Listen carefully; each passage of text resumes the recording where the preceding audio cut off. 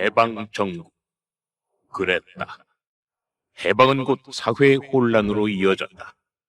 조선 총독 아베와 정무총감 엔도는 중도 좌파 성향의 여운형에게 정권 이양을 제의했고, 이를 수락한 여운형은 발빠르게 건준, 즉 건국준비위원회를 조직해 해방정국의 주도권을 잡았다.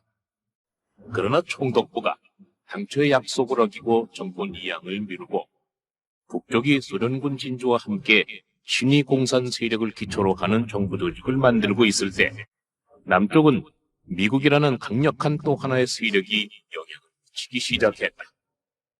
미국은 승전국으로서 건국준비위원회를 비롯한 모든 정부를 불인정하고 새 정부 건설을 자신들이 적극 주도하겠다는 노골적인 의사를 표현했던 것이다. 그러나 조선의 정객들은 정파와 이념에 따라 서로 갈등하고 분열되고 있었다. 공산주의와 민족주의, 즉 역사의 큰 상처로 기록되는 분단의 시작이 여기서부터 비롯되고 있었던 것이다.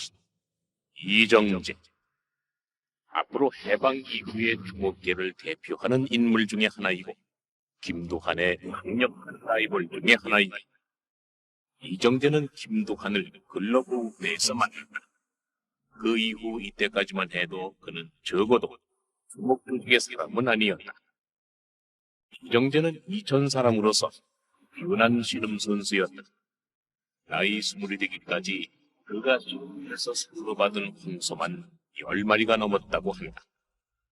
징용을 피하기 위해 잠시 보국대에 머물면서 김두한의 부하로 있었으나 그는 곧 동대문 시장을 장악하면서 한국 최고의 정치 주목 조직 보스로 성장하게 된다.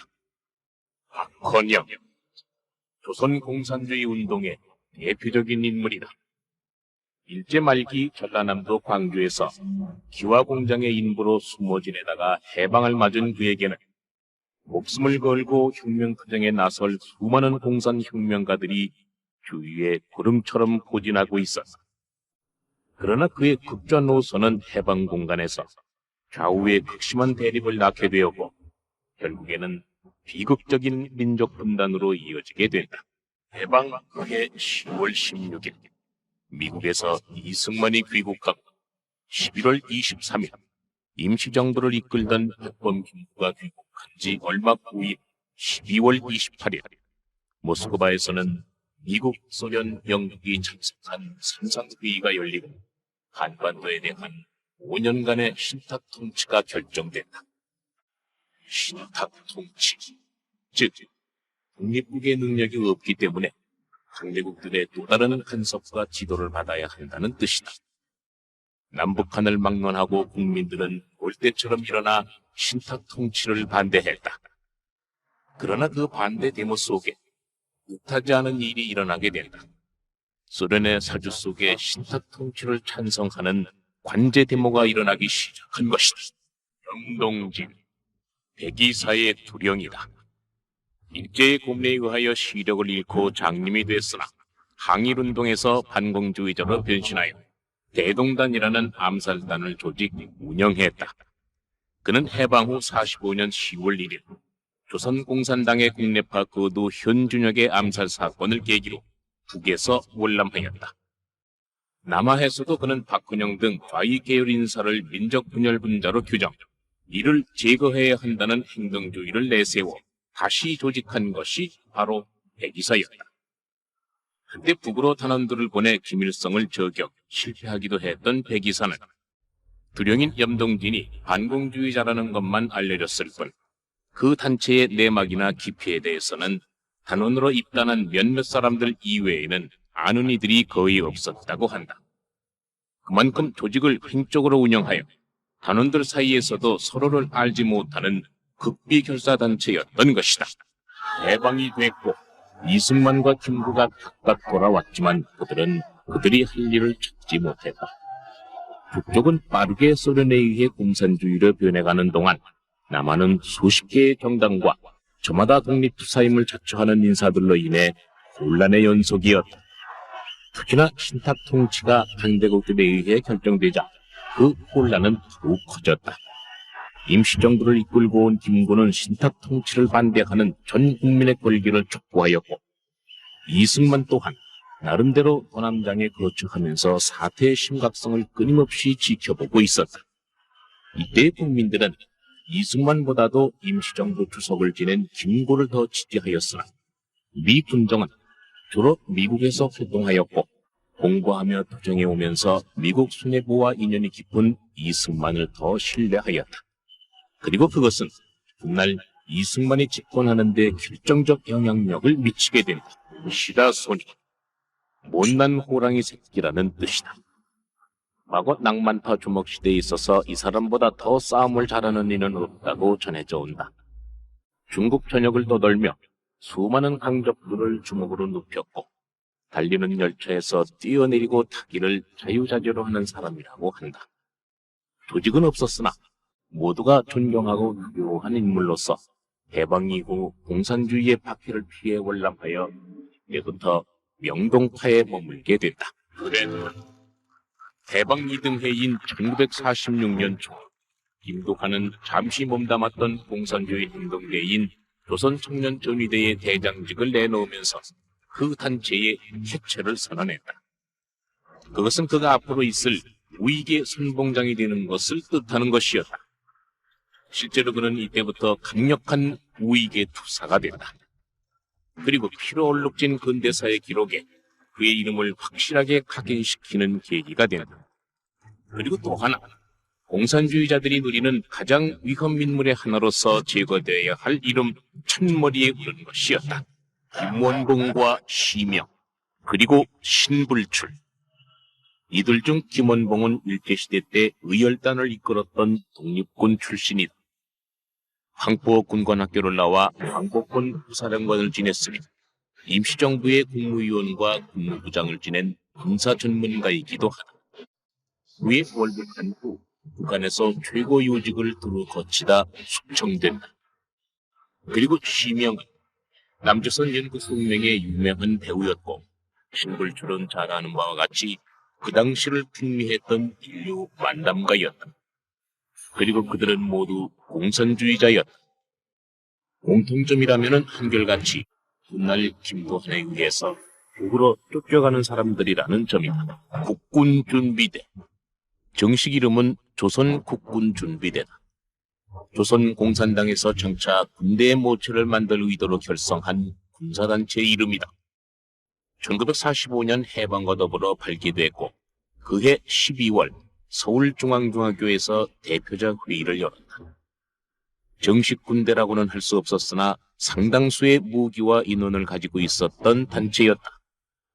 46년 1월 국방경비대가 창설될 때까지 우익 쪽에서 볼 때 매우 위협적인 존재가 아닐 수 없었다. 이현상. 훗날 발치단 남부군 총사령관 이현상이 바로 이 사람이다. 유진산과 고향이 같은 충청남도 금산 사람으로서 일제시대부터 공산주의 운동을 해오다가 몇 번씩 투옥되었고 지리산에 은거했다가 해방이 되어 나타났다.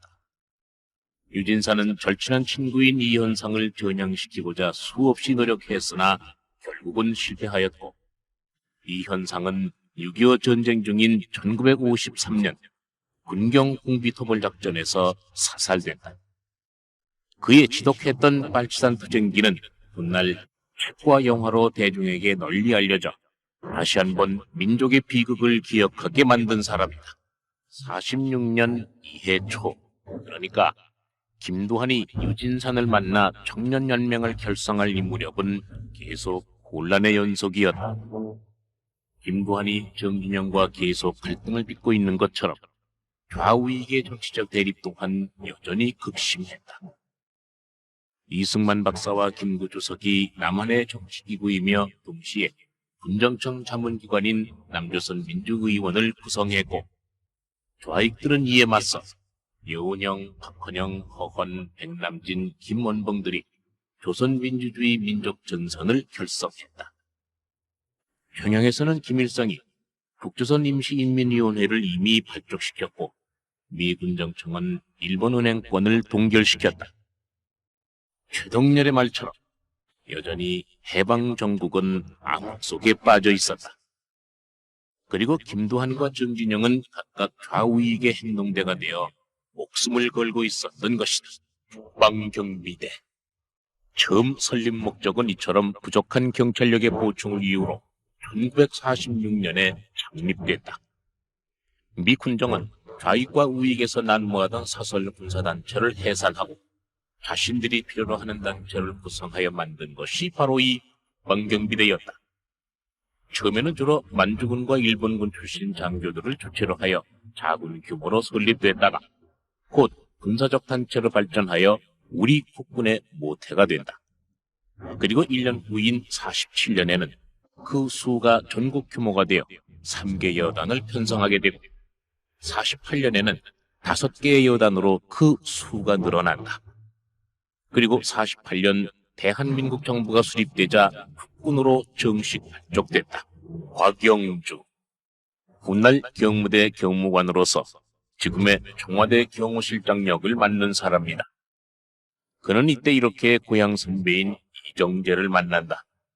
그는 2번이나 경찰학교에 낙방한 끝에 3번째 간신히 이정재의 힘을 빌려 합격을 했다고 한다. 그리고 우연히 이승만의 눈에 들어 경무대로 옮겨간 후 그곳에서 승승장구 경무대 경찰서장이 된다. 훗날 등장하는 유지광과는 소학교 동창이고 이마수와도 교분을 맺고 절친해진다. 그러나 독재정부의 권력남용죄로 혁명재판에서 사형을 선고받고 형장의 이슬로 사라진다. 이른바 조선정판사 위패 사건. 1945년 10월 20일부터 6회에 걸쳐 조선정판사 사장 박낙종 등 조선공산당원 7명이 위조 집회를 발행한 사건으로서 1946년 5월에 그 윤곽이 경찰에 드러난다.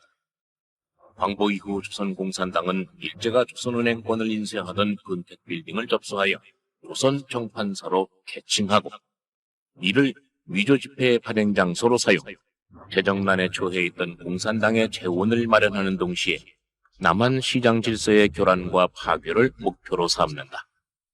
이 사건은 공산당 기관지 해방일보사 사장 권오직과 공산당 재정부장 이관술 등의 지령으로 이루어진 것인데 인쇄에 참여했던 많은 공산당원들이 모두 법정에서 무기징역을 비롯한 중형을 선고받는다.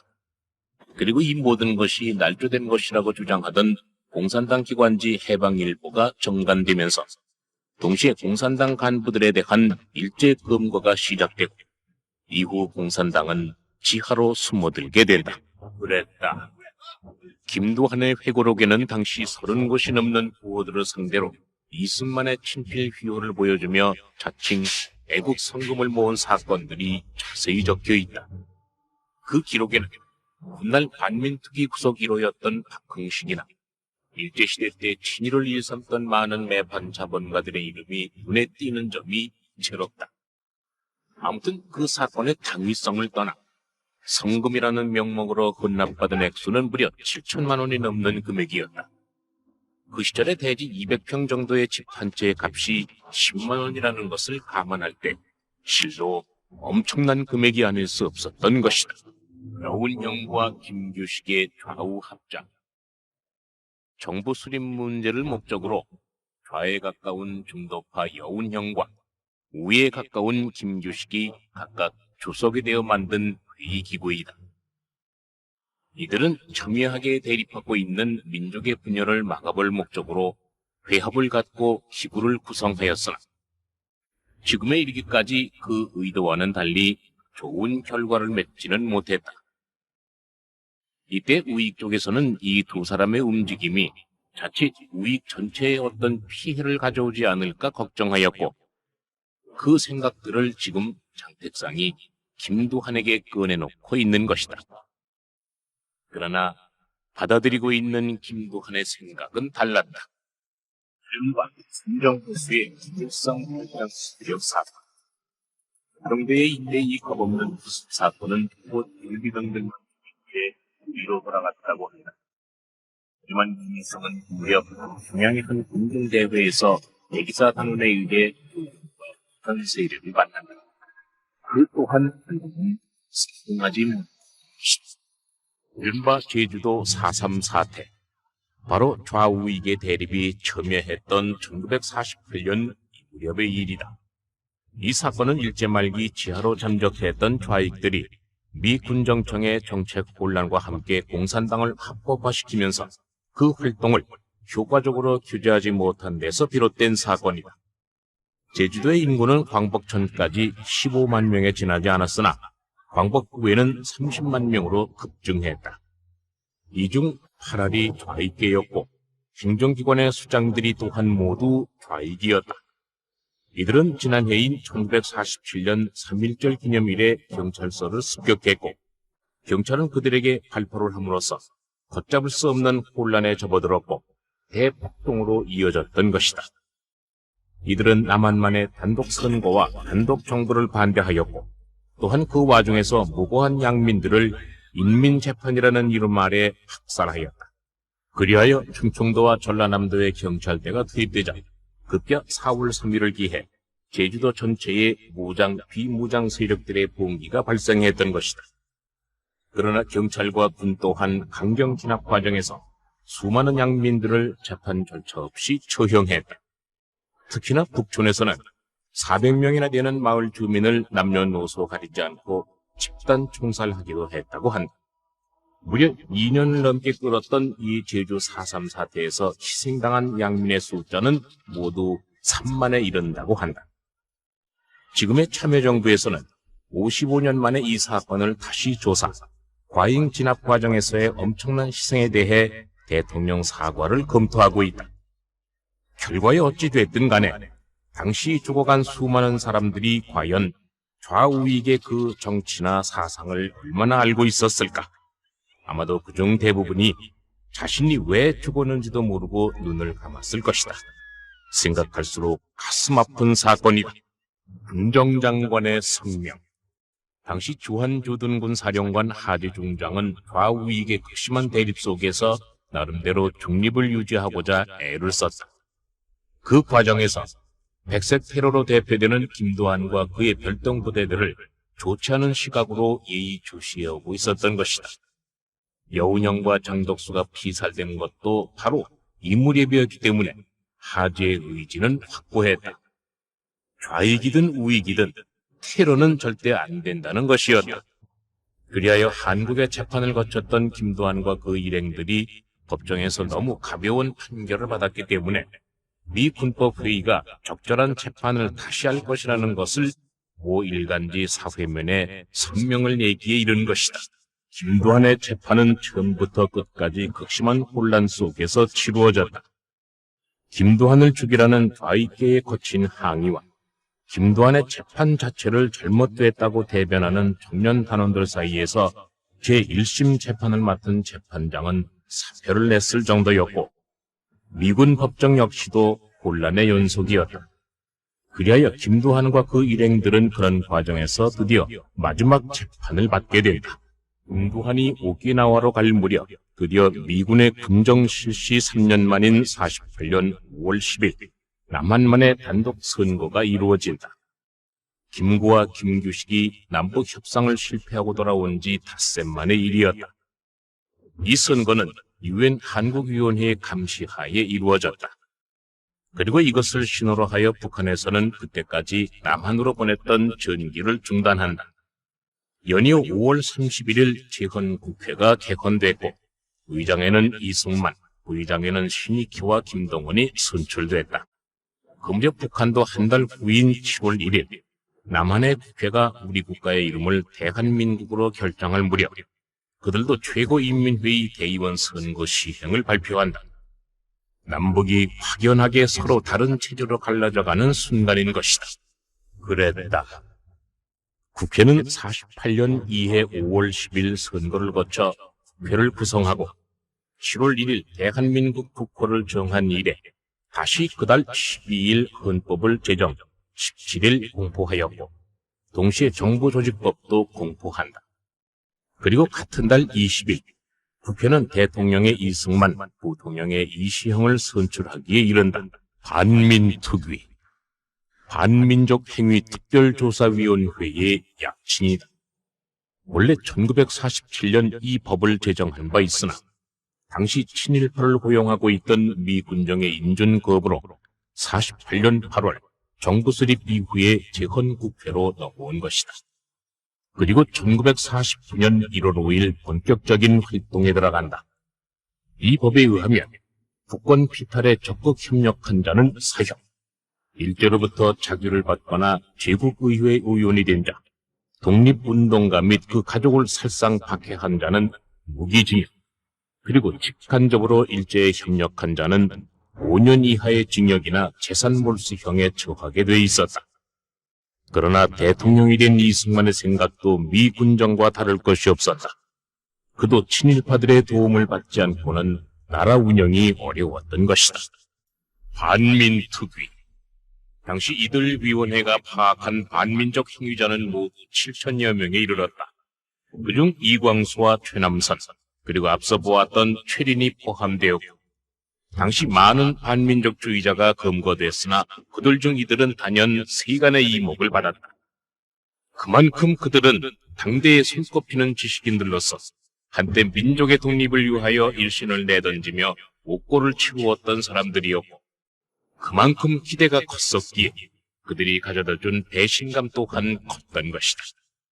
참으로 아까운 천재들의 비극이었다고 할 수 있을 것이다.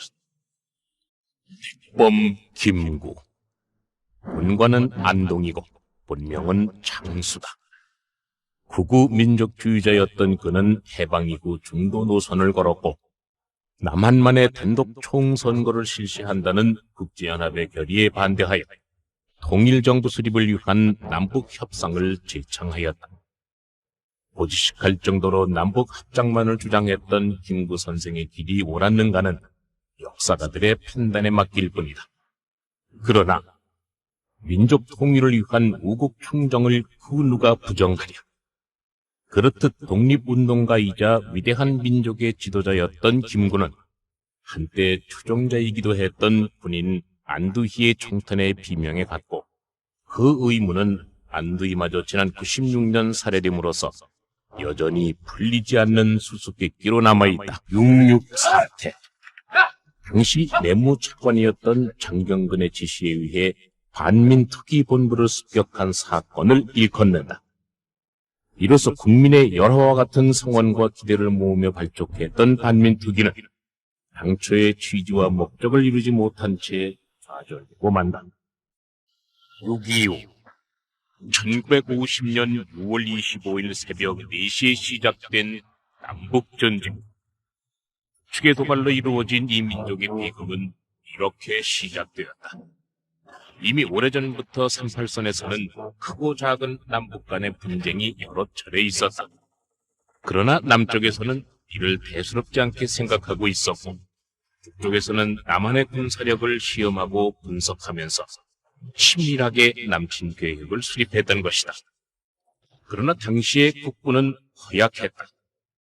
단단히 준비했던 북한과는 달리 남한의 군 관계자들은 위기의식이나 전술 작전면에 있어서도 저들에게 뒤떨어졌다. 더군다나 저들이 쳐내려온 6월 25일은 일요일이었고, 그 전날은 토요일, 즉 절반은 휴일이라 하여 대부분의 장교와 하사관, 사병들까지도 외출과 외박길에 나섰던 것이다. 그랬다. 불과 하루 사이에 전 전선은 그야말로 눈사태처럼 무더기로 무너져 내렸다. 그것은 허망하고도 비참한 패배였다. 저들의 소련제 T-34 전차는 견고한 무쇠덩어리로서 북군을 공포의 도가니로 밀어넣었고, 저들의 야크 전투기 또한 우리 군의 사기를 땅에 떨어뜨렸다. 그달 6월 27일, 이미 전세는 완전히 기울었다. 후방의 3개 사단과 육군사관학교 생도와 교도대 병력까지 있는 대로 다 투입한 전선이었지만 결과는 역부족이었다. 북한의 전선사령관 김책과 제4사단장 이곤무들은 이미 이날 오후 1시쯤에 창동을 무너뜨리고 다시 오후 4시 무렵 미아리 고개에 이르고 있었다. 한강 인도교 폭파. 1950년 6월 28일 새벽 2시 30분. 북한군이 미아리 저지선을 제치고 서울로 입성한 지 2시간 만에 한강 철교는 엄청난 성감과 천지를 뒤엎는 듯한 폭음과 함께 그렇게 두동강이 났다. 그러나 이것은 참으로 성급하고도 무계획적인 결정이었다. 비록 적군이 가까이 온다 해도 한강 다리 앞에서 서울역까지 수많은 피난민들이 몰려 있었던 것이다. 뿐만 아니라 이 한강 인도교 폭파는 당시 수백만 서울 시민을 아무 대책 없이 적치하에 묶어놓게 되었고, 이로 말미암아 무려 10만이 넘는 시민들이 적에게 피살되거나 북으로 납치당해 갔던 것이다. 그것은 참으로 참담한 비극이었다.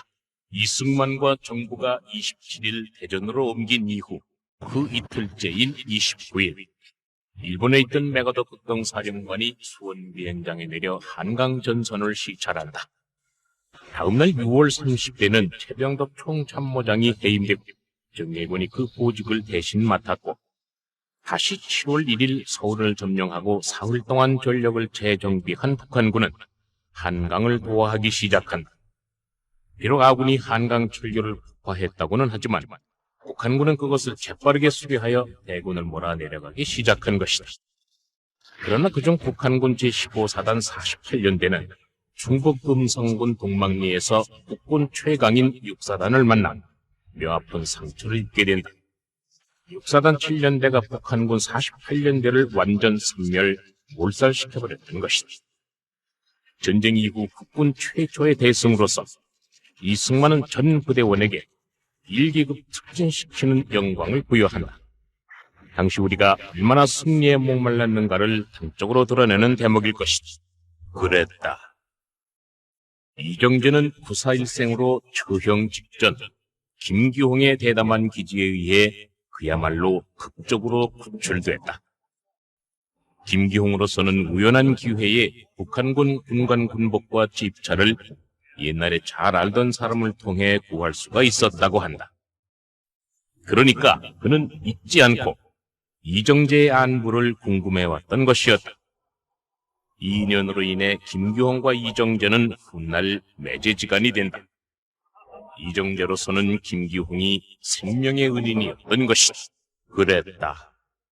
6.25 전쟁이 일어난 그해 한 달도 안 돼서 대전으로 갔던 정부는 불과 20일 만인 7월 16일 대구로 갔다가 바로 다음 날 다시 부산으로 옮겨간다. 특히나 대전을 내주면서 후퇴하던 미 제24사단장 딘 소장이 북한군의 포로가 된 것은 아군과 연합군의 사기에 상당한 영향을 미쳤다. 육군 참모총장 겸 육해공군 총사령관을 지낸 최병덕 소장이 하동전투에서 전사한 것 또한 그러했다. 그들은 북한군 게리라들이었다. 최병덕은 그렇게 죽었던 것이다. 임화수. 그는 전쟁 중에 이렇게 피난 뒤 노름판에서 그와 인생을 같이 하는 사람 하나를 만난다. 여기서 본 이름은 밝히지 않기로 하자. 다만 그는 당시 부산의 상당한 부호로서 우연한 기회에 임화수와 노름판에 함께 앉았다가 임화수의 사내다운 매너를 보고 조건 없이 큰 돈을 대주었고 또 돌려받았다고 한다. 해서 임화수는 훗날 이 손시성을 가진 부호의 조카를 아내로 삼게 되고 나가 그가 다시 서울로 돌아와 극장을 보라받고 운영하는데도 엄청난 거금을 빌려 쓰고 또 갚는다고 한다. 뿐만 아니라 앞으로도 많은 사건에 있어서 임화수를 한 번 알았던 사람들은 열렬한 임화수의 후원자 내지 동지로 변한다. 그러고 보면 임화수에게는 사람을 이끄는 어떤 인간적 매력이 상당했던 모양이다. 워커라인, 다시 말해서 낙동강 전선. 정일군이 설명했던 것처럼 미 8군 사령관인 워커 장군이 최후의 방어선으로서 정한 저지선이다. 50년 8월 4일 새벽 1시를 기해 형성된 이 낙동강 방어선은 남북이 160km, 동서 80km로서 타원형을 이루었는데 강 일대는 주로 미군이, 그중 산악지대는 국군이 담당했다. 그리고 정일군이 보고하고 있는 9월 초 이때까지도 낙동강 전선은 그야말로 시산혈해, 시체로 산을 이루고 피로써 강을 이루는 수없는 공방의 계속이었다. 시라소니와 이정재, 이 부산에서의 그럴듯한 인연으로 하여 두 사람은 급격히 가까워진다. 그리고 시라소니가 훗날 동대문 사단의 이정재 부하들로 하여금 집단 린치를 당했을 때까지도 두 사람의 관계는 오랫동안 친밀하게 지속이 된다. 아무튼 시라소니는 이렇게 해서 김두한을 비롯한 당대의 큰 주목들을 모두 아우러두게 된다. 그랬다. 그야말로 인천 상륙작전 이후의 전선은 파죽지세였다. 불과 한 달 만에 유엔군과 국군은 일제히 38선을 넘어 평양을 점령하면서 그중 보병제 6사단 7년대는 압록강변 초산까지 이르렀다. 이때 7년대 병사가 수통으로 압록강에 물을 뜨는 사진은 그 당시 전파를 타고 세계에 전해지면서 전쟁은 그것으로 끝나는 듯했다. 메가더는 김일성에게 거듭 무조건 항복을 종용했고 우리나라는 물론 세계 모두가 이 전쟁의 승리를 의심하지 않고 있었다. 그러나 바로 그 무렵 조금 전에 정일군이 보고했던 것처럼 중공군은 이미 압록강 근처에 내려와 전선 투입을 대기하고 있었다. 우리 국군 6사단이 초산에 도달한 것은 10월 26일이었는데 중공군은 그 전날인 25일 압록강 건너편에서 난파를 시도했던 것이다. 그러나 지금 보고를 받는 이때까지도 이승만은 이를 알지 못했다. 중공군의 대규모 참전, 그것은 예고된 일이었다. 중국 당국은 계속해서 북한이 무너질 경우 자국의 영토가 침입받을 것이라는 것을 이유로 내세워 연합군의 38선 돌파를 경고해오고 있었다. 그리고 드디어 북군이 압록강변에 이르자 그들은 비밀리에 소련과 회담한 후 전격적으로 병력을 남하시킨 것이다. 그리하여 사태는 급박하게 다시 반전된다. 그해 11월 28일 유엔군은 평양과 함흥 원산에서 철수를 결정하였고 나흘 후인 12월 2일엔 평양을 내주면서 다음 날인 12월 3일에는 북군과 유엔군 모두가 38선 이남까지 철수하게 되면서 정부는 서둘러 예비군 성격의 국민방위군 설치령을 공포하게 된다. 그뿐만 아니라 다시 한 달 후인 1월 4일에는 서울까지도 중공군의 손에 넘겨주게 된다. 우리 뇌리에 아직도 생생히 남아있는 일사후퇴라는 말은 이때에 생겨난 일인 것이다. 이른바 거창양민 학살 사건. 1951년 2월 10일 경상남도 거창군 신원면에 주둔했던 공비토벌군이 공비와 지역 주민이 내통했다는 정보에 따라 양민들을 무고하게 끌어모아 대량 학살한 사건이다. 일찍이 몇 달 전인 50년 12월 5일 무장공비가 내습하여 이곳의 경찰관 30명을 전사시킨 일이 있었으나 경찰의 대응이 귀치 못하였다. 이에 따라 토벌부대가 주둔하게 됐고 이와 같이 엄청나고도 어이없는 사건이 발생했던 것이다. 그러나 이를 뒤늦게 보고받은 국방장관 신성모는 진상을 왜곡 보고하면서 사건의 은폐를 지시했다. 이른바 부산 정치 파동. 6.25 전쟁의 대처 능력 부족과 연이은 군 관련 사건들로 위기에 몰리고 있던 이승만은 직선제를 내놓았으나 부결됐고 국회는 그에 이어서 내각제를 관철시키려고 서둘렀다. 내각제가 이루어지면 이승만의 정치 생명은 끝이었다. 그리하여 이렇게 계엄이 논의됐고 이 방법은 실제로 효과가 컸다. 곽상운 등 내각제 중심인 국회의원들이 공산당으로 몰려 구속되거나 혹은 여기저기서 테러가 자행됐다. 그리고 조작된 관제 데모가 임시국회 밖에서 계속됐다. 그랬다. 당시 정일군에 이어 취임한 이종찬 장군은 정부의 군 출동 명령을 거부한다. 정치에 개입하지 않겠다는 뜻에서였다. 그러나 직선제와 내각제를 혼합한 이른바 발췌 개헌안은 그렇게 정부의 강압적인 물리적 힘에 의해 이승만이 원하는 쪽으로 결론이 난다. 그리고 같은 해 8월 이승만은 직선제에 의하여 대통령에 재선된다. 한창 휴전회담이 해성에서 계속되던 때였다. 그리고 그 다음 해 10월 6.25 같은 민족이 총뿌리를 겨누고 피를 흘리며 만 3년을 싸운 전쟁. 실로 그 피해는 엄청났다. 무엇보다도 남과 북의 분단이 고착화되었고 전국의 상하가 폐허가 됐으며 인명피해 또한 엄청나서 한국군을 포함한 연합군의 전사자가 총 18만 명, 부상자가 55만 명, 그리고 북쪽은 북한군과 중공군을 합쳐 무려 142만 명이 목숨을 잃었다. 그리고 남북한의 무고한 민간인 희생자들은 무려 400만 명이나 됐다. 그리고도 남과 북 모두가 원점으로 돌아오는 망한 결론을 낳았다. 이 얼마나 참담한 결과입니다. 두고두고 한스러운 일이 아닐 수 없었다. 이화련. 언젠가 언급했지만 그는 비교적 주목 세계에서는 신사로 통했다고 한다. 그에게는 먼 친척벌의 누이가 있었는데 기업형의 큰 음식점과 요정을 운영하면서 이화룡이 쓰는 돈만큼은 평생을 넉넉하게 대주었다고 한다. 그래서였을까? 그는 씀씀이도 컸고 인심도 넉넉했으며 더불어 주변에 좋은 인간관계를 많이 했다고 전해진다. 이른바 권중친목회. 김두한이 미 8군으로부터 얻어낸 이 군수물자 보라단체는 이렇게 발족된다.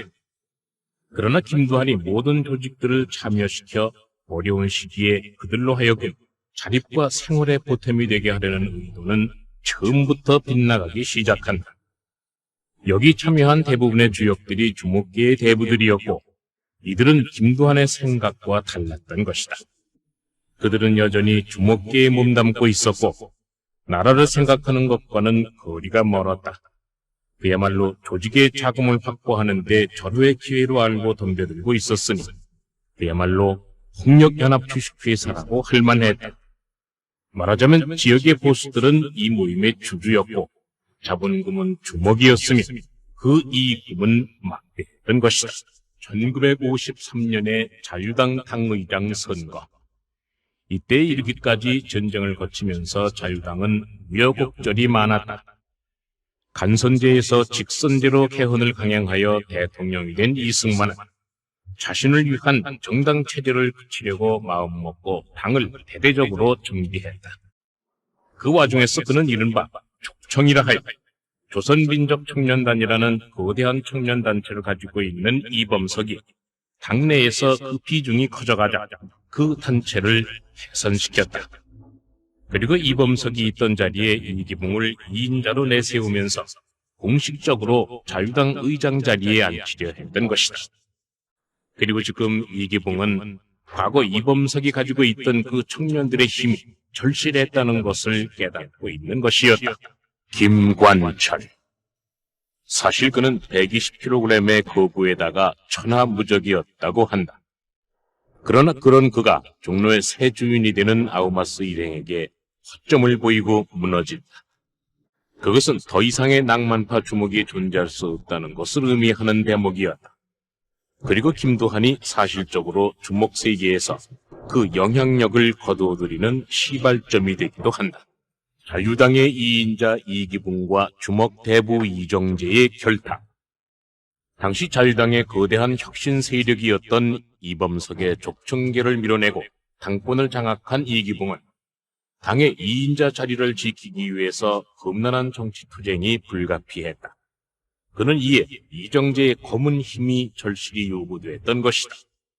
또한 이정재로서도 집권당의 제2인자를 등에 업음으로써 얻게 될 막대한 영향력을 계산하는 동시에 그의 또 다른 정치적 야망을 불태우게 되는 계기가 됐던 것이다. 이들의 상호 계산된 커넥션은 앞으로 전개될 정치폭력사의 현장에서 극명하게 드러나게 된다. 그랬다. 1954년 5월은 몹시도 시끄럽고 분주한 달이었다. 여야 할 것 없이 민의원 선거에 승리하기 위해 불을 뿜는 투쟁이 매일처럼 치열하게 계속됐다. 그러나 야당은 힘이 없었고 경찰을 비롯한 모든 관권이 총동원되어 자유당을 위해 나서고 있던 때였다. 그리고 선거가 시작되기도 전에 자유당의 압승을 자신할 수 있었던 당시의 정치 풍토 이면에는 결속되지 못한 야당, 힘없는 야당의 극심한 분열과 내분도 한 몫을 차지하고 있었다. 아무튼 이러한 혼돈 속에서 세간의 이목은 무소속으로 출마한 김두한의 종로 을구로 집중되고 있었다. 유지광. 이정재와 더불어 훗날 정치 주목사의 악명을 떨쳤던 이 사람은 어느 주목계의 인물보다도 다른 점이 많았다. 그는 대학에서 정치학을 전공했고 해방 후 좌우익 세력 다툼에서 단순권의 좌익을 눌러 우익을 승리로 이끈 후에 학생 주목의 대부 자리를 내놓고 바람처럼 사라졌었다. 그는 장교로 복무했었고 이정재와는 사돈간으로서 이정재의 막내 고모가 유지광의 큰형과 결혼한 처지였다고 한다. 아무튼 그 당시 동대문 사단에서 김동진을 대신한 인물을 찾고 있던 이정재는 이때쯤 유지광을 생각하고 있었다. 이른바 김상도 테러 사건. 이범석의 족청 계열 축출 후 당내 2인자 자리를 지키기 위해 이기붕이 이정재를 영입하면서 벌린 첫 정치 테러 사건이었다. 김상도는 경북 영천의 씨름 장사로 당시 이기붕과 라이벌 관계였던 이갑성의 후위를 맡고 있었는데 이처럼 첫 정치 테러의 희생자가 됐던 것이다. 아무튼 이 일을 계기로 이정재의 동대문 사단은 이기붕의 절대적 신임을 얻음과 동시에 정치 주목 집단으로서의 악명을 세상에 드러내게 된다. 임화수와 곽영주. 유지광의 자서전을 보면 이때 임화수는 34살이었고 곽영주는 32살이었다고 한다. 처세 밝은 그가 처음부터 자신을 접고 숙임으로써 권력가의 신임과 울타리 속으로 보다 자유롭고 빠르게 파고들어갔던 것이다. 아무튼 이 이후로 두 사람은 각별한 사이가 되고 자주 어울리며 그때까지 형제 같은 사이로 지낸다. 그리고 생일이 같았던 것처럼 죽음 또한 같은 날, 같은 시간에 맞게 된다. 아직도 주목사회의 전설로 악명높게 전해져 오는 시라소니 린치 사건. 우리나라의 주목사회엔 그동안 무수한 실력가들이 있었다. 상상할 수도 없는 힘의 천재나 신화를 남긴 인물들이 많았지만 이구동성으로 그들이 입을 모으는 제1의 실력가는 역시 시라소니였다. 실제로 시라소니는 앉은 자리에서 3m를 훌쩍 날아가 상대를 들이받는 괴력을 가졌다고 전해지며 김두한 또한 그를 형님으로서 극진히 받들었다. 그러나 그런 시라소니가 무참하게 동대문 조직에게 기습을 당했던 것이다. 뿐만 아니라 연이은 이석재의 또 한 번의 가해로 시라소니는 당시 무려 6개월을 넘게 자리에 누워 있어야 했다고 전해진다. 아무튼 이 사건으로 명동과 동대문의 중간인 청계천은 양쪽 주목들의 군사 분계선이 되고 그리고 이 분계선을 사이에 둔 지루한 주목 전쟁이 발발하게 되는 것이다. 1954년 6월 9일 드디어 김두한은 이때 37세의 나이로 제3대 국회에 그 모습을 드러냈다. 이 당시 최고령 의원으로서는 경남 남해군에서 무소속으로 출마했던 윤병호 씨로서 당시 64이었고 최연소자는 경남 거제군의 자유당 소속으로 훗날 제14대 문민정부 대통령을 지낸 김영삼 의원이었다. 김영삼 의원은 당시 26이란 젊은 나이로 국회에 입성해서 세상을 깜짝 놀라게 했는데 그리고 초선 의원임에도 불구하고 이승만의 절대적 후광과 소속 의원들의 지지로 이기붕은 대망의 국회의장에 오르게 된다.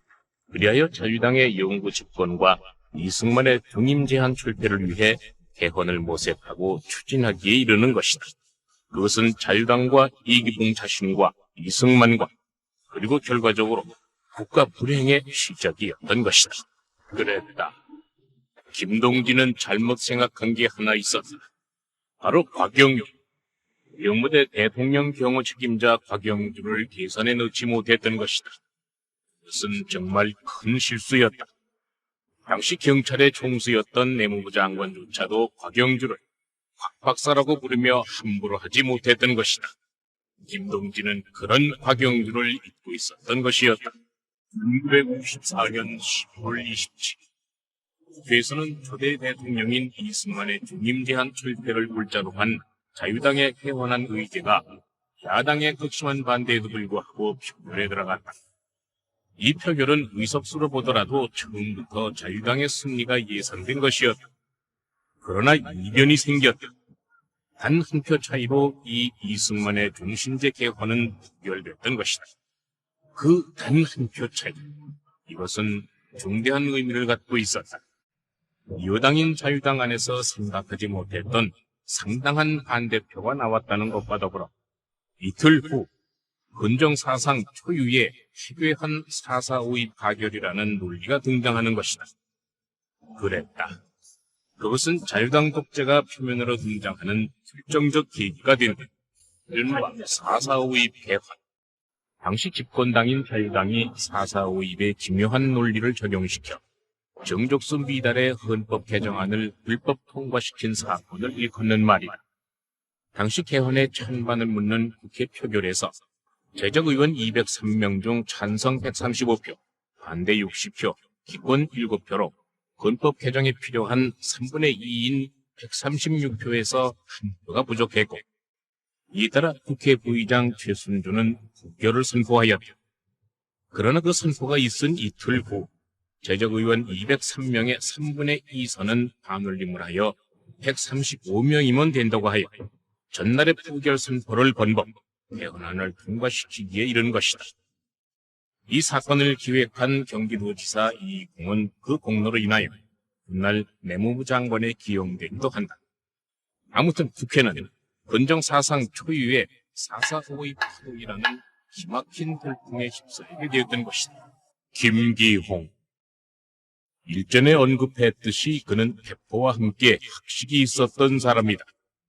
또한 전쟁통에 생사의 위기에 처해 있던 이정재를 구해주면서 천안매부 사이가 됐던 사람이다. 동대문 상인연합회를 발족할 때 이정재는 회장이 되고 그 이사장 자리에는 김기홍이 앉았다. 두 사람이 얼마나 가까웠는가를 미루어 짐작할 수 있는 일이다. 그러나 김기홍이 이쯤에서 이정재를 떠난다. 일설에는 김기홍과 이정재가 모종의 일로 불화설이 있었고 그 때문에 헤어졌다고 말하는 사람들도 있지만 그 내용을 확인할 길은 없다. 어쨌든 이렇게 김기홍은 동대문을 떠났다. 이정재의 광청석 난동. 당시 자유당 중앙당 감찰부 차장이었던 이정재를 이때 조병옥은 잘못 불러 감찰부 부장이라고 지목한다. 그리고 그 기록은 지금도 국회 속기록에 생생한 협박의 증거로 남아있다. 주목들이 의원들의 이름을 일일이 거명하며 국회를 위협하는 이 있을 수 없는 현실. 그러나 그때는 그런 시절이었다. 유진산이 훗날 그의 회고록에서 밝혔던 것처럼 초기 헌정의 어두운 종말이 그 모습을 드러내고 있었던 것이다. 김두한과 신기범의 만남. 이때부터 신기범은 김두한의 절대적인 신임을 받으면서 개인 비서실장으로서 이찬호, 최원기들과 함께 김두한을 모시게 된다. 또한 훗날 오물 사건이 터졌을 때도 함께 투옥된다. 김두한은 평생 그의 말처럼 배우려고 하는 일에는 인색해 본 적이 없었다. 그리고 이때부터 그는 신기범을 통해 학생들과의 교류도 폭넓게 만들어갔다. 이른바 전성사 앞 총격 사건. 이 시절에는 무기가 흔했다. 따라서 어지간한 주먹 조직들은 대부분 권총을 가지고 있었다. 그러나 백주대로의 이 암살 사건은 당시 세간에 큰 충격을 주었다. 더군다나 동대문 주먹 조직의 내분에 의한 총격 사건인 동시에 정치 암살을 폭로했던 장본인에 대한 저격 사건이었다. 당연히 세간의 관심이 클 수밖에 없었다. 이정재와 이석재의 구속 사건. 그것은 실로 그 당시의 부패한 권력 상황을 분명하게 드러내는 일례에 속했다. 이정재가 총을 맞고 살아난 김동진의 결정적인 증언에 의해 조사되고 있음에도 여당의 힘은 당시의 정의의 편에서 고군분투했던 젊은 검사 김윤도의 의지를 아주 쉽고 허망하게 꺾어버렸다. 당시 법무장관과 검찰총장은 수사를 맡았던 김윤도 검사가 말을 듣지 않자 지방으로 좌천 전보 발령했고 다른 검사를 붙여 수사 종결을 강요하기에 이른 것이다. 한편 직접적인 암살을 주도했던 이석재. 우린 그의 얘기를 또한 빼놓을 수 없다. 이석재를 담당했던 김윤도가 좌천되고 난 뒤에 그의 소청은 새로운 검사에 의해 받아들여졌다. 즉, 진짜 사기가 있었느냐 없었느냐 하는 사격 실험인 것이다. 이석재의 말대로 그가 진짜 명사수이기 때문에 단순히 겁을 주기 위한 저격이었는가 아닌가를 판별하는 시험인 것이다. 이때가 1955년 6월 15일. 장소는 왕십리 경찰 무기고 마당. 그러나 명사수 이석재는 사격 솜씨를 한껏 자랑한 것도 소용없이 살인미수가 적용되고 판결에서 1년 6개월을 선고받았다. 그런데 우리는 여기서 어쩌면 이석재의 주장을 다시 한번 생각해 볼 필요가 있다. 이석재와 김동진은 6.25 전쟁 당시 우연한 기회에 김동진은 육군 소위로서 나고병이 됐고 이석재는 헌병문관으로서 일사후퇴를 맞아 만나서 함께 도망치다가 인민군들에게 붙들려 죽기 직전 함께 그곳을 탈출해 살아난 일이 있다고 한다. 어쩌면 그때의 인연을 생각해서였을까? 백발백중의 명사수 이석재는 김동진을 죽이지 못했던 것이다. 김동진. 그는 단성사 총격 사건 이후 이렇게 해서 주먹계에서 완전히 은퇴를 하게 된다. 그리고 앞서 말한 것처럼 훗날 정계에 투신하여 국회의원 선거에 나서기도 한다. 그러나 한때 주목패였다는 꼬리표는 정치인으로의 변신을 꿈꾸는 그의 발목을 사사건건 잡았다. 그러나 그는 그때마다 자신의 과거를 반성하고 그것을 증명하는 중표를 내보였다. 어느 날 정견 발표 때 상대 후보가 그의 어두운 과거를 계속 들먹이자 자신은 깡패가 아니라며 그 자리에서 손가락을 잘라 보였던 것이다. 그리고 그는 그것을 알코올에 담아 늘 가지고 다니며 자신이 과거와 철저하게 단절했다는 것을 내보였다. 그는 비록 국회에는 진출하지 못했지만 훗날 경제인으로서는 발목할 만한 성공을 거두었다고 전해진다. 독재와 반독재의 대결. 자유당이 4.4.5의 폐헌으로 노골적인 장기 집권에 나서자 민국당은 호헌동지회를 결성하며 반이승만 세력의 결집에 노력하게 된다. 이 호헌동지회는 훗날 범야 보수 세력을 결집한 신당을 추진하게 됐으며 그 결과 조병옥과 유진산, 신익희, 장면동을 중심으로 자유당 합당 의원과 무소속 의원들이 연합하여 한국 최초의 통합야당인 민주당이 탄생하게 된다. 그리고 이 시점부터 독재와 반독재의 투쟁구도 속에서 한국의 정당 정치가 자리를 잡게 되는 계기가 되는 것이다. 유지광과 서대문의 최창수, 그리고 종로의 아우마스. 그들 중에서도 최창수는 권투 선수 출신으로 해방 직후 한국 학생 웰터급 선수권자였다. 그리고 우리나라 처음으로 필리핀에 있던 동양권투연맹에 가서 한국권투연맹의 창설을 인가받은 장본인이다. 그 당시는 불우한 세월이었다. 체육인인 그가 자신도 모르게 주먹으로 분류되어 지금 이정재 사단과 손을 잡고 있는 것이다. 그리고 아오마스는 과거 중앙극장 쪽에 자리를 잡고 있다가 정팔 등에게 쫓겨나 종로로 온 사람이다. 당연히 명동보다는 동대문 쪽에 호감을 갖고 있었다. 유지광의 새로운 주먹사단 결합은 예상외로 상당한 성과를 올리고 있었다. 그랬다. 자유당의 억지 개헌한 이후 민심은 극도로 나빠졌다. 비록 힘으로 밀어붙여 4.4.5입이란 개헌안을 통과시켰지만 그것은 오히려 자유당을 궁지에 모으는 원인이 되었다. 이승만의 득대를 규탄하며 모인 호헌동지회는 곳곳에서 연일 규탄대회를 열었다. 그리고 그 장소마다 동대문 주먹들의 방해가 늘 뒤따랐다. 그리고 그럴수록 부통령에 당선되려는 이기붕의 야망은 점점 더 현실에서 멀어져 가고 있었던 것이다. 자유당 내에서 이갑성, 배은희 등이 자유당 창당동지회의 이름을 내걸고 이기붕을 규탄하려 하는 것도 같은 맥락이었다. 그러나 야당도 나름대로 고민이 있었다. 이승만과 대항을 하려면 대통령 단일 후보가 필요한데 그렇지가 못했던 것이다. 신익희와 더불어 부산 피난 시절 이승만의 상대로 출마했던 조봉암이 얼마 후 창당되는 진보당 세력들과 함께 나섰기 때문이다.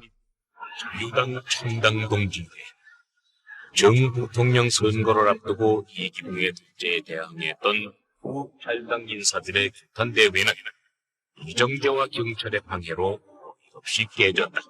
그런데 정치적인 의미를 떠나 우리는 여기서 최초로 맞붙었던 김두한과 이정재의 대결을 주목하지 않을 수 없다. 이날 두 사람은 결국 승부를 보지 못했다. 그들은 왜 싸우지 못했을까? 그날 두 사람이 싸우지 못한 이유는 실로 간단하다. 두 사람은 서로를 너무나 잘 알고 있었는데다가 김두한은 국회의원 신분이었고 이정재로서도 나름대로의 목적만 달성하면 됐지 이 승부를 걸 이유는 없었던 것이다. 어쨌든 이정재는 결과적으로 그의 뜻을 시라소니 이성순과 신익희 이렇게 해서 시라소니는 뜻하지 않게 곧 야당 대통령 후보로 등록하고 선거에 나서는 신익희의 경호 책임자가 된다.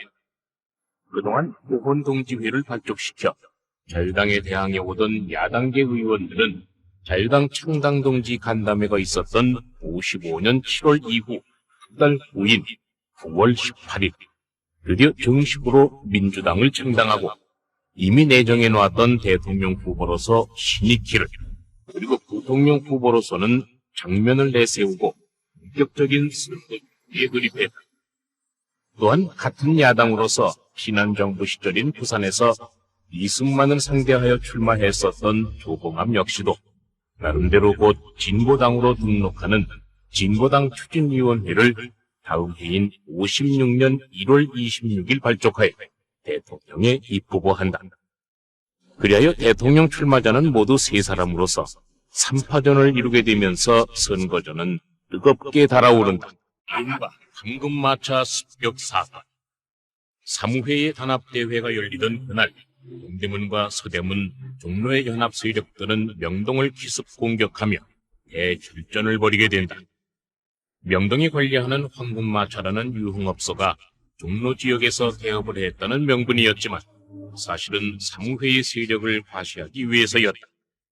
그러나 이 전면전은 앞서 본 것처럼 명동이 대수의 진을 치고 대항하여 이김으로써 사무회는 크게 망신을 당하고 끝이 난다.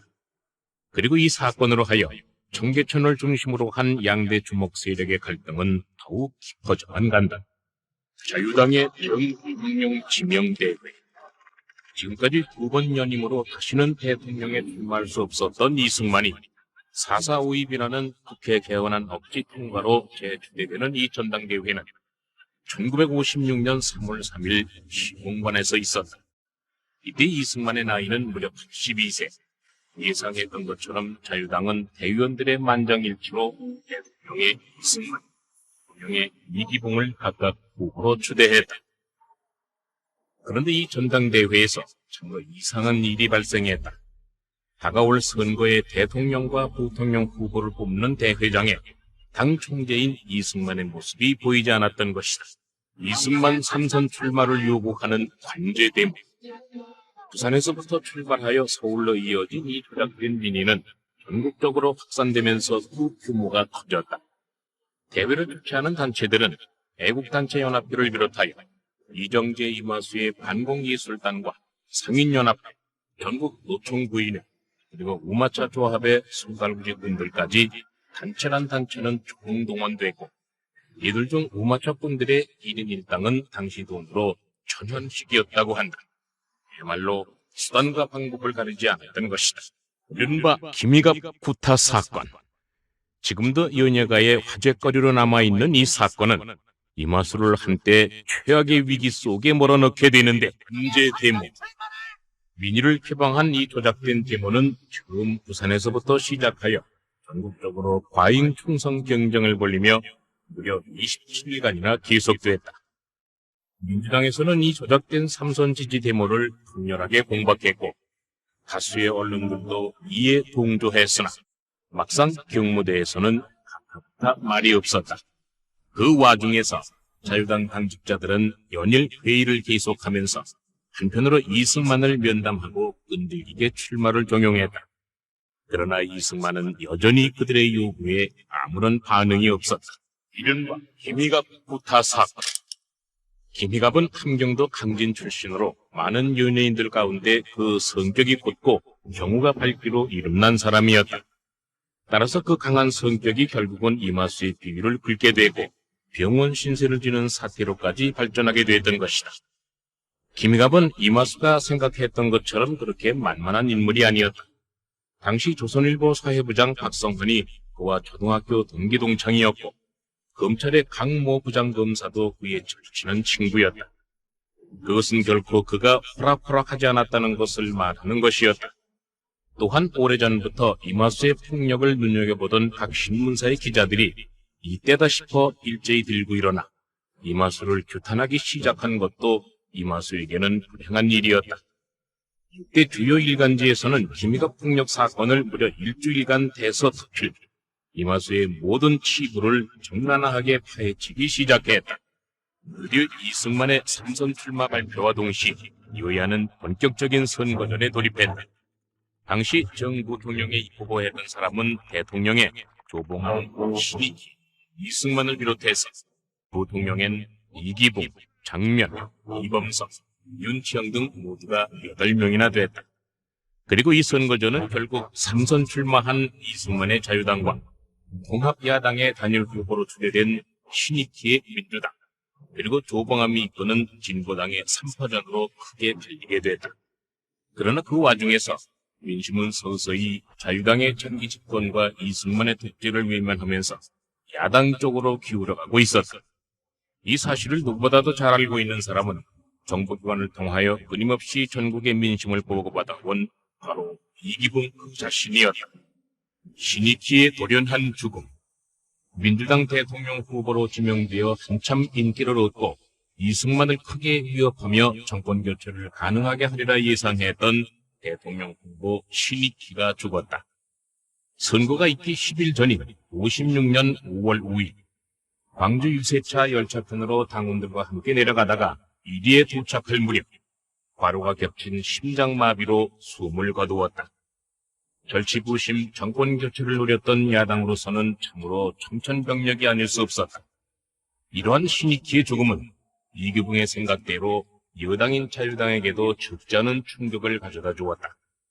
자체 분석으로도 간신히 절반밖에는 예상할 수 없는 당선이었는데 거기다 겹쳐진 신익희의 돌연한 죽음은 자연히 야당의 부통령 쪽으로 한꺼번에 동정표를 몰아줄 것이 뻔한 이치였던 것이다. 표소의 개표 중지 사건. 이것은 극비리에 계획된 자유당의 지시에 의해 이루어진 일이었다. 그해 5월 17일 현재 이기붕은 장면 후보보다 8만여 표가 뒤진 채로 대구를 제외한 전국의 개표가 끝난 상황에 처해 있었다. 대구 한 곳에서만 무더기로 이기붕의 표가 쏟아만 져도 아직은 희망이 있다고 하겠으나 대구는 전통적인 야당 도시였다. 결국 자유당이 생각해낸 최상의 방법이 개표 중지에 이어 어떻게 하든 재선거를 실시한다는 것이었다. 그래서 결국 개표 중지가 됐고 재선거를 조장하기 위한 극비 계획의 최일선으로 유지광이 선택됐던 것이다. 이기붕의 부통령 낙선. 그것은 그 자신은 물론 자유당 내에서도 심각한 파문을 초래했다. 현직 국회의장의 신분도 그렇거니와 명색이 자유당 2인자인 그가 선거에서 패배했다는 사실은 안팎으로 그의 역량이나 권위를 의심하기에 충분한 이유가 됐던 것이다. 결국 이기붕은 당정을 쇄신한다는 명분으로 이승만의 이름을 빌려 당시 내무장관을 경기도지사 이익흥으로 갈았고 치안국장도 김정원으로 경질했으며 당직도 대폭 개편하기에 이른다. 정부통령 선거가 끝나고 연이어 시작된 시도지방의원 선거. 이 선거전은 시작 격두부터 여야가 곳곳에서 치열하게 격돌했다. 이 선거의 결과가 곧바로 계속될 국회의원 선거에 지대한 영향을 끼친다는 건 정치하는 사람이라면 누구나 쉽게 알 수 있는 사실이었다. 더구나 차파의 부통령이 낙선된 자유당으로서는 이번을 계기로 확고한 당세 만회를 위해 갖은 편법과 불법을 총동원했으니 경찰에선 야당 계열의 이 후보자를 온갖 법의 고리에 묶어 잡아넣기가 다반사였고, 동대문의 이정재 사단은 유지광과 사무회의 힘을 더하여 이 일의 가세, 후보자의 수석 서류 탈취, 협박, 테러를 전국적으로 담당했다. 1956년 9회 7월, 내년도 예산을 심사하던 자리에서 빚어진 시도의원 선거 이 후보자 방해 사건의 진상을 규명하자는 야당의 공세는 여느 때와는 달리 집요하고도 치열했다. 마이동 풍식의 여야 설전이 끝내 해결을 보지 못하자 야당 의원들은 부정의 한계를 절감하며 같은 달 27일 조병옥의 제의로 무려 62명의 야당 의원들이 가두 시위에 나서게 된다. 이는 세계 헌정 사상 유례가 없는 일이었다. 그랬다. 그 무렵에 유지광은 사무회를 운영하면서 명동을 제외한 서울의 전 지역을 흡수해가고 있었다. 그것은 결과적으로 그들 위에 군림하고 있는 이정재의 주목사단이 전국을 통일해가는 과정이라고도 볼 수 있는 일이었다. 이들은 이때부터 사무회를 화랑동지회라고 명칭을 바꾸고 지역 간의 갈등과 폭력을 스스로 해결하고 자제하면서 통일된 주목 세계의 모습을 보여주기 시작한다. 또한 수많은 조직원들을 회원 자격으로 묶으면서 회원증을 이정재의 이름으로 발급, 그 세를 과시하기에 이른다. 이때 서울은 물론 지방까지 화랑동지회 회원증을 갖지 않고는 제대로 주목 대접을 받지 못했다고도 한다. 그러나 훗날 이 회원증은 바로 혁명정부에 의해 이정재의 목숨을 앗아가는 결정적인 증거가 되기도 한다. 아무튼 김두한이 온몸을 던져 독재와 싸우던 그 시기에 그러한 일들이 거듭되고 있었다. 이른바 이정재 사단의 국회 난입 사건. 현역 국회의원을 상대로 벌어졌던 이 해프닝은 국회는 물론 일반에까지 엄청난 파문을 일으켰다. 야당에서는 이 사건을 조사 안건으로 공식 결의했고 여야는 치열한 공방전에 접어들었던 것이다. 그러나 왜였을까? 막상 당사자인 김두한은 조사단 결성을 반대하며 사건이 조용히 무마되도록 했다. 아마도 이정재에게 건네는 마지막 충고가 아니었을까? 화랑동지회. 유지광이 서울의 최대 주목을 연합하여 구축한 이 조직은 전신 사무회라는 단체명에서 화랑동지회라는 이름으로 개칭되면서 더욱 그 규모와 세력을 확대시켰다. 또한 유지광은 이때부터 조직의 이미지 쇄신을 위해 지역사회 봉사를 전담하고 이들이 무너지는 1960년대까지 동대문과 종로 일대에서는 아침마다 주목들이 앞장서 거리를 청소하는 모습을 볼 수 있었고 소매치기 같은 잡범들도 그 자취를 감추었다고 한다.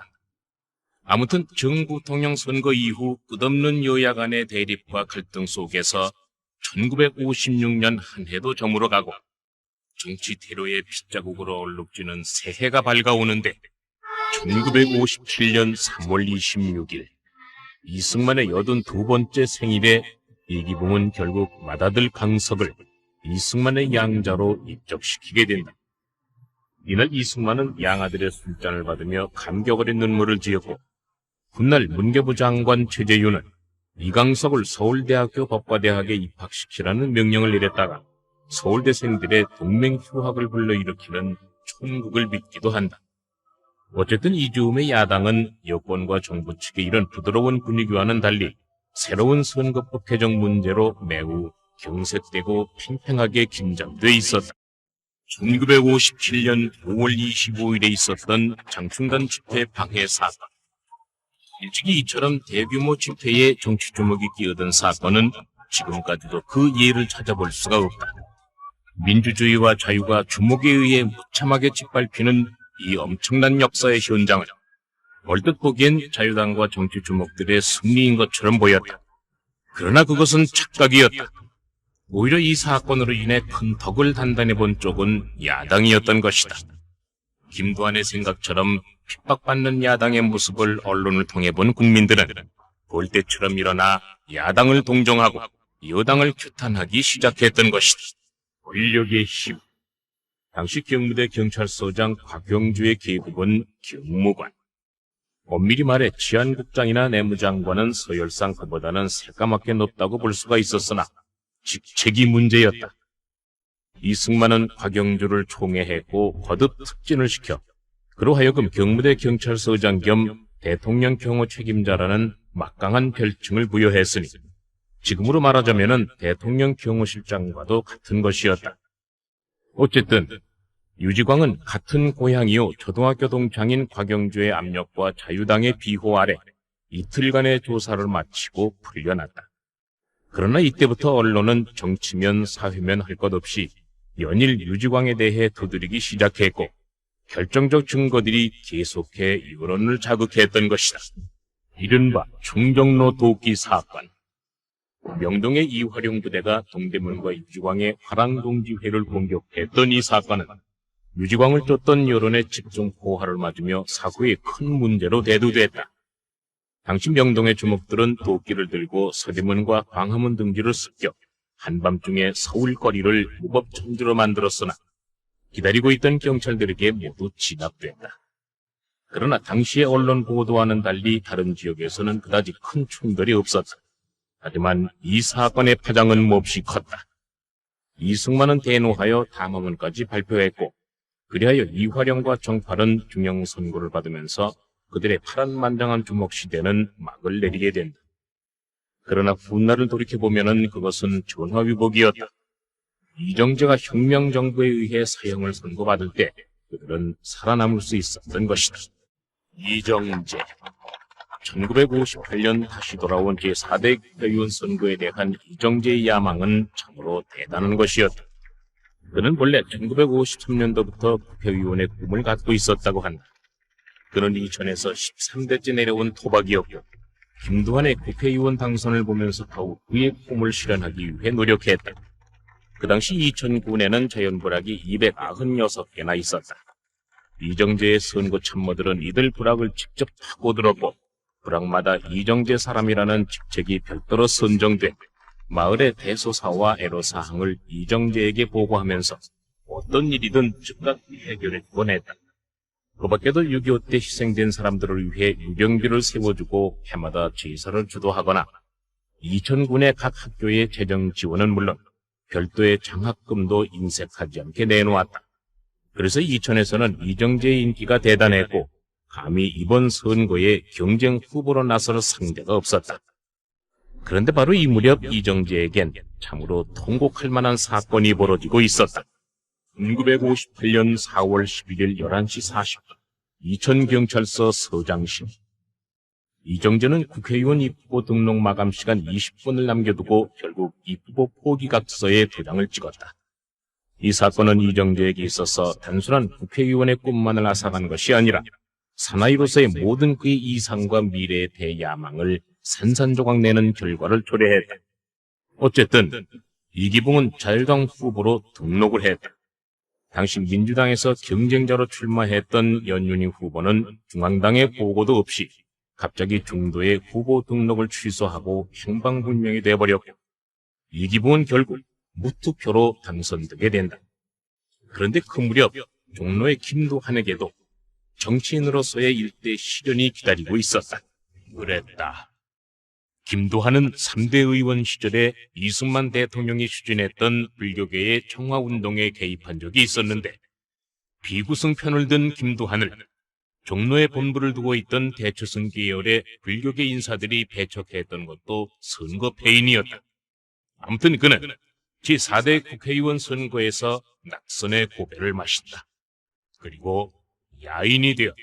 조봉암 간첩 사건. 그가 체포된 이유는 당시로서는 너무도 앞서가는 혁신적 정치 사상을 가졌다는 것과 이승만에 대한 대통령 경쟁자로서의 불경죄 두 가지였다. 결국 그는 일부 야당의 묵인과 자유당의 음모 속에서 어이없게도 사형을 선고받아 다음 해인 1959년 7월 31일 자유당 정권이 무너지기 불과 10개월 전에 형장의 이슬로 사라진다. 당시 유지광의 이 결정. 그랬다. 유지광은 이정재에 의해서 동대문 사단으로 왔다. 그리고 그의 별동대로서 적지 않은 일을 감당했었다. 유지광은 이정재의 별동대 역할을 하면서 이미 일찍부터 사실상 이마수의 영향력을 인정했다고 볼 수 있는 일이었다. 이정재. 이마수에게 동대문 사단의 전권을 넘겨준 그는 주요 측근들과 함께 북악산 자락의 오래된 낡은 주택가로 옮겨와 은둔했다. 그는 이때부터 주변의 모든 것을 다 털어버렸고 주변의 주택 4채를 더하여 헐어서 2층 집을 짓고 스스로 집 손질과 화초 손질 그리고 책을 읽는 것으로 나날을 소일했다. 그런데 그가 사들인 집은 앞서 말한 것처럼 흉가로 소문난 집이라는 것이 나중에 밝혀졌다. 과연 그 때문이었을까? 모처럼 조용히 살겠다던 그의 소원은 불과 1년을 넘기지 못하고 격심한 역사의 소용돌이 속에 휘말려 피할 수 없는 운명의 날을 맞게 된다. 이른바 이사보안법 파동.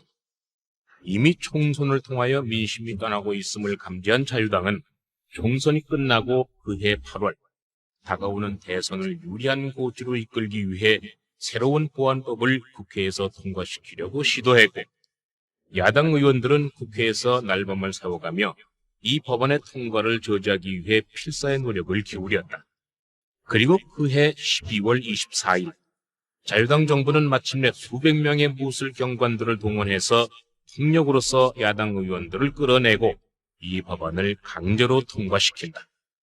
그리고 이때부터 언론을 가혹하게 탄압하고 기자와 신문사 논설위원들을 구속시키기 시작했다.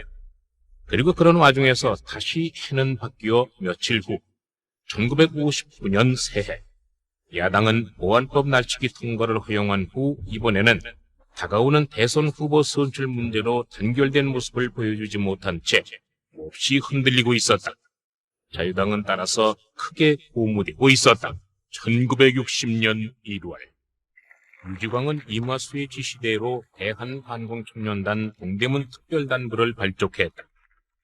일시적이긴 했으나 그가 모처럼 이룩했던 주먹의 천하통일은 자유당의 계략에 의해 이미 산산조각이 나버렸고 그는 다시 이정재의 몰락과 함께 어느새 동대문 사단의 제2인자 역으로 되돌아와 있었다. 그해 2월은 부서진 유지광의 자존심만큼이나 정치적 혼란 역시 극심한 소용돌이를 거듭하고 있었고 그리고 드디어 대선이 다가오면서 자유당의 독재가 최후를 맞는 그 서막이 서서히 시작되고 있었다. 민주당은 우여곡절 끝에 대선 후보를 확정, 조병욱을 대통령 후보로 그리고 장면을 부통령 후보로 지명하게 된다. 최인규.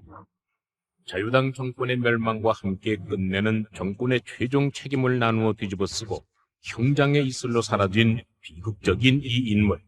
그가 이기붕의 눈에 띈 것은 1954년 3대 미니원 선거 때 경기도 광주에서 야당의 거물 신익희와 맞붙고부터였다고 하는데 백년 서생이 야당 당수와 맞붙었다는 사실도 그랬지만 당시 신익희는 최인규에게 여러 가지로 혼이 났다고 한다. 어쨌든 정규로 불려온 최인규는 주어진 기회를 잃지 않으려고 최대한의 충성을 다했다. 공무원의 선거 개입을 공공연히 천명한 것은 물론 급기야는 훗날 3.15 부정선거의 주역으로서 심판대에 올라 그 목숨까지 내놓게 된다. 1960년 2월 15일 제4대 정부통령 선거를 꼭 한 달 앞두고 발생한 조병옥 박사의 서거. 청천벽력과도 같은 이 충격적인 사건은 민주당뿐만 아니라 온 국민을 경악과 시리 속에 몰아넣었다. 민주당이 정부통령 선거전 도중에 대통령 후보를 잃어버리기는 이번이 두 번째. 지난번에 신익희 후보의 서거와 이번의 사태가 그 양상이 너무나도 똑같았다. 조병옥이 미국으로 떠난 지 20여일 만에 수술 경과가 좋아 22일경에는 귀국할 수 있으리라던 잠시의 기대가 있었으나 그것은 결국 돌이킬 수 없는 절망으로 바뀌었다. 그래서 결국 민주당은 다시 한번 대통령 후보 없이 선거전을 치러야 하는 현실에 부딪혔다. 조병옥의 총과정으로 치러지는 이 정부통령 선거. 그중 부통령 선거에 사활을 걸었던 자유당의 횡포는 심했다. 일요일에도 선거 유세를 위해 야당에서 학교 교정을 빌리려고 하면은 관할교육청에선 학생들을 갖은 이유를 붙여 등교시켜 연설을 못하게 했고, 대도시의 공설운동장마다 장면에 유세하는 날은 운동 경기를 하거나 그 문이 닫혔다. 최인규는 경무대와 자유당 기획위원회에까지 형식적으로 불려나가 부정선거 운운하는 문책을 받았지만 겉으로는 여전히 시치미를 뗀고, 한쪽으로는 계속해 일선경찰서장과 보고 공무원들에게 부정선거 지령을 엄하게 숙지시켰다. 그리하여 드디어 선거 전날인 60년 후의 3월 14일, 부정선거 항의에 대한 마산 사태. 이 민주화의 요구는 의외로 갈수록 그 규모가 커지면서 점점 걷잡을 수 없도록 거세졌다. 경찰은 닥치는 대로 데모대에 총을 난사했고, 시민들을 체포해 혹독한 고문을 가해 용공분자라는 후위 자백을 받아내기에 급급했다. 그러나 그럴수록 시민들의 데모 숫자는 더욱 눈처럼 불어났고, 급기야 정부 여당은 내무장관 최윤규를 홍진기로 경질, 정부 수습에 나섰으나 마산에선 더욱더 시민들의 분노에 기름을 붓는 사건이 일어났으니 이른바 김지열 군 시체 인양 사건이었다. 학생들의 전국적인 데모. 이기붕의 불안한 예측은 너무나도 적중했다. 이미 마산에서 시작되어 번져가고 있던 시민 학생들의 데모가 신학기가 되면서 불섭에 기름을 붓는 격으로 격하게 타오른다는 것은 어렵지 않게 짐작할 수 있는 계산이었다. 그리고 그것을 누구보다도 먼저 간파한 사람이 바로 이기붕 그 자신이었다. 이래 결국 정부에서는 내무와 법무 양 장관의 공동 명의로 마산 사태에 적색마수의 혐의가 있다며 엄포를 놓고 모든 데모를 강경책으로 무마시키겠다는 방침을 발표하지만 이는 한낱 허사로 돌아갔다. 그리고 1960년 동년 4월 8일 대학과 더불어 서울의 각 대학들은 은밀히 학생회 간부들의 회의를 열어 치밀하게 데모를 모이 4.19 학생의거 도화선에 불을 붙이게 된다. 데모대 습격의 엄명. 당시 주목들은 선택의 여지가 없었다. 그들은 소용돌이의 정국 속에서 싫든 좋든 자유당과 운명을 함께할 수밖에 없도록 길들여졌던 것이다. 그랬다. 유지광은 나름대로 생각이 있어 명령에 따르는 척하고 반박만 하고 있었으나 일부 다른 주목들은 데모대의 저지를 위해 명령대로 지역마다 배치, 학생들을 습격했으니 그 대표적인 것이 바로 그 유명한 오대생 습격 사건이었다. 당시 주목들은 동대문과 광화문, 서대문들의 연합 주목으로 요초마다 섞여서 배치돼 있었고, 사고가 난 곳은 바로 그들 중 유지광의 화랑영화사 소속 고바우와 서대문의 돼지 신정식들이 있던 천일백화점 골목, 이승만 정권 12년의 종말, 그리고 그 이인자 이기붕 일가의 집단 자살. 그것은 인생무상 바로 그것이었다. 한때는 자유당 2인자로서 권세와 영화를 한 손에 쥐고 흔들었던 이 일족의 비참한 죽음을 과연 누가 생각인들 할 수 있었을까?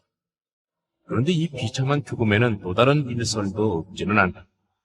이기붕 일가는 자살한 것이 아니라 사살됐다는 풍문이 그것이다. 즉 당시의 경무대 경호 책임자 박영주가 하야한 대통령을 위해 국민 여론을 무마시키려는 의도에서 희생의 제물로 삼았다는 설이 그것이다. 그러나 이를 확인하는 일은 현대 사가들의 많은 노력이 필요하리라 여겨질 뿐 확인할 길은 없다. 어쨌든 제1공화국 정부와 자유당은 이렇게 끝이 났다. 그리고 이어 허정 과도 정부가 들어선다.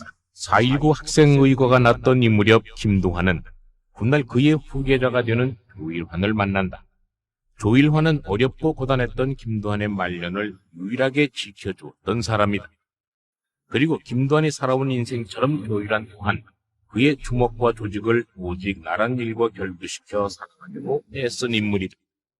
한편 자유당에 이어 학생들의 혁명에 의해서 정부를 인계받은 허정 과도 정부는 국회의장을 새로 뽑고 3.15 부정선거를 무효화시켰으며 내각 책임제를 국회에 통과시키고 대통령제를 폐지한다. 그리고 부정부패와 부정선거에 개입했던 부패한 권력자들과 주목들을 일제히 검거, 하기 시작한 가 나던 1960년 그해 그달인 4월 28일 허정 과도정부에 의해 이정재를 비롯한 전국적인 주목조직 금고령이 내려졌다. 허정 과도정부에 이어서 출범한 제2공화국은 제대로 국정 수행 능력을 발휘하지 못했다. 자고 나면 계속되는 갖가지 시위의 속수무책이었다. 그리하여 해가 바뀌고 그해 5월 16일 드디어 보다 못한 군인들이 다시 군사 행동을 일으켰다. 이른바 5.16 쿠데타가 그것이다. 군사혁명 재판. 지금까지 모든 법적 결과는 무시되고 다시 시작되는 군사재판. 헌법에는 일사부재리의 원칙이라는 것이 있다. 즉, 한 번 심판을 받으면 같은 내용으로 두 번은 받지 않는다는 이야기다. 그러나 혁명정부는 이를 일소에 붙였다. 그리고 과거에 관계가 되어 있는 모든 범법자들을 다시금 군사법정에 세우기 시작했던 것이다. 따라서 사람들은 허정 과도정부에서 한 번, 다시 민주당 장면 내각에서 또 한 번, 그리고 군사혁명 재판에서 또 한 번, 무려 3번이나 새로운 재판을 받아야 했던 것이다. 이정재. 처음 일반 법정에서 8개월을 언도받고 일시 가출옥했던 그는 다시 민주당 정부에서 조사를 받고 10년을 받았다가 다시 혁명재판부에 인계됐다. 하지만 본인은 물론 사람들은 그의 죄가가 더 이상 확대되지 않을 것이라고 믿고 있었다. 그러나 그는 또다시 해묵은 화랑동지회 사건으로 최악의 국면을 맞게 된다. 이정재. 한 시절 김두한의 뒤를 이어 주먹 세계를 호령했던 그는 이렇게 허망하게 간다. 그의 마지막 모습은 의외로 옛날 오야봉답게 침착했고 담담했다고 한다. 그는 사형 직전에 마지막 남기는 말에서 이렇게 말했다. 그때가 1961년 10월 19일의 일이었다. 그리고 임화수. 그는 비록 배운 것이 적었고 주먹을 잘 휘두르기는 했으나 가정에서는 따뜻한 가장이었고 이름난 효자였다고 전해진다. 그리고 또한 유지광의 자서전에 표현된 것처럼 이정재가 과연 임화수의 증언 때문에 결정적으로 불리하게 돼 죽게 되었는지도 한 번 더 생각해 볼 일이다. 어쨌든 그는 우리나라의 영화 산업을 결정적으로 발전시킨 장본인이었다. 그 어려운 때에 그는 무려 20편에 가까운 영화를 제작했고 정부를 움직여 상당 부분의 불리한 관련 법들을 고친 사람이기도 하다. 그리고 이날 5 사형수들은 마지막 가족 면회를 했다. 그리고 돌아오는 길에 한 사람씩 형장으로 향했다. 유지광의 감형. 당시에 박정희 국가재건 최고회의 의장은 확정 판결을 받은 사형수 중 실제 집행 과정에서 그 일부를 감형해 주었다. 그런데 그 가운데 왜 유지광이 포함됐는지는 알 수가 없다. 어쨌든 그는 죽음의 문턱에서 극적으로 살아났다. 건국 훈장. 군사혁명 정부가 그동안 잘당 정부가 내홍에 시달리며 독립하지 못했던 국가 유공자들에 대한 예우의 자리를 마련한 데서 비롯된 훈장이다. 당시 박정희 의장은 무엇보다도 나라의 정신을 올바르게 세우는데 선조들의 항일 구국운동이 보다 효과적이라는 사실을 생각해낸다. 그리고 집권 2년째인 1963년 3.1절 행사에서 무려 205명에게 3등급으로 나뉘어 훈장을 수여하게 된다.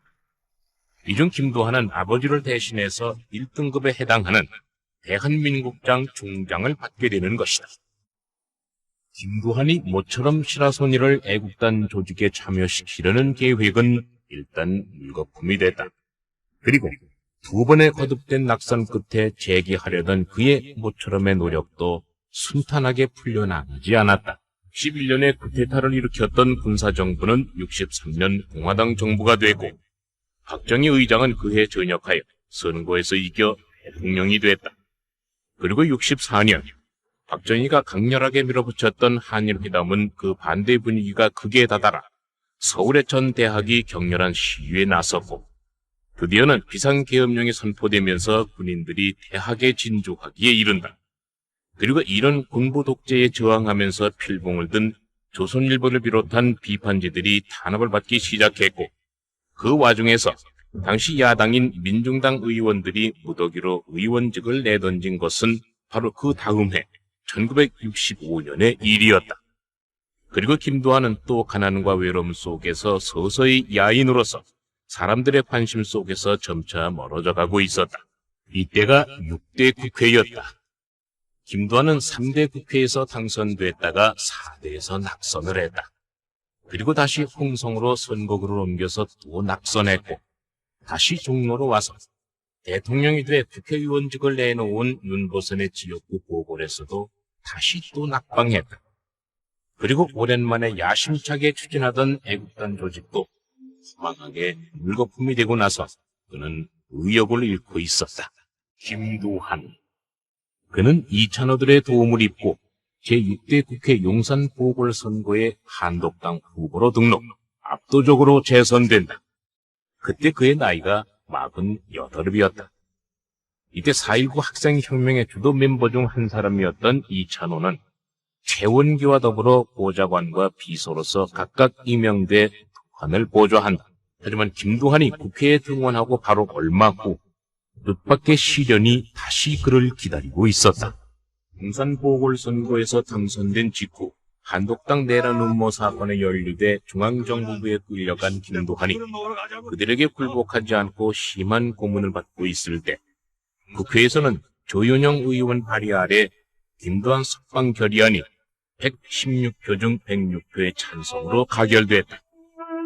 김두한은 석방된다. 김두한은 중앙정부부에서 조사를 받고 나오면서 잠시 국회와 가까운 신문럽 빈민가에 안착을 한다. 그리고 국회의원으로서 한동안 아주 바쁘게 살았다. 그는 국회에서 건설분과위원회에 소속돼 있었다. 1966년 한강의 범람에서 용산에 많은 이재민이 발생했을 때 누구보다도 현장에 먼저 나가 앞장서서 그 일을 해결했다. 서울시장을 만나 봉천동에 터를 마련해서 많은 세대를 이주시키기도 했고, 또 다른 변두리 판자촌 철거 문제와 갈등이 발생할 때마다 김두한의 얼굴이 보였다. 또한 가난한 옛 부하들을 격이 없이 수시로 만나 부족한 그의 용돈을 다 털어주기를 옛날처럼 했고, 그들이 먹고 살 터전을 마련해주기 위해 노력도 했다. 하지만 부하들에 관한 일만큼은 그의 역량으로 쉽게 해결하기 어려운 일이었다. 그 와중에서 드디어 그의 국회의원 생활을 마감하는 마지막 사건이 기다리고 있었다. 동이나 쳐먹어! 김두한은 오물 사건에서 병보석으로 석방된 이후 청와대에서 박정희를 만났다고 한다. 그 자리에서 박정희는 김두한이 다시는 정치를 하지 않는다는 다짐을 받고 당시 서울시장인 김현옥에게 도와줄 것을 지시했으며, 김현옥 시장은 김두한에게 정릉유원지 개발권을 주었다고 한다. 하지만 사업에 관한 한 문외한이었던 김두한은 사기꾼들에게 걸려 그 개발권을 빼앗겼고, 다시 광산업에도 손을 댔었지만 그마저도 실패하여 여관을 전전하는 신세가 된다. 그리고 그의 병은 점점 더 깊어져 갔다. 이때 이 불우한 말년의 김두한을 끝까지 수렴해준 사람이 바로 조일환이다. 1972년 11월 21일, 김두한은 오랜 지병이었던 고혈압으로 쓰러졌다. 향년 55세였고 박정희 정권의 독재가 또 한 번의 정권 연장을 위해 유신헌법을 통과한 지 한 달 만이었다. 많은 인파가 몰린 그의 장례 행렬에는 한 무리의 어린아이들도 그 뒤를 잇고 있었다. 백야 김좌진 장군의 국가유공자 연금 전액을 매달 3회 고아원이라는 곳에 기탁한 이유였다. 김두한.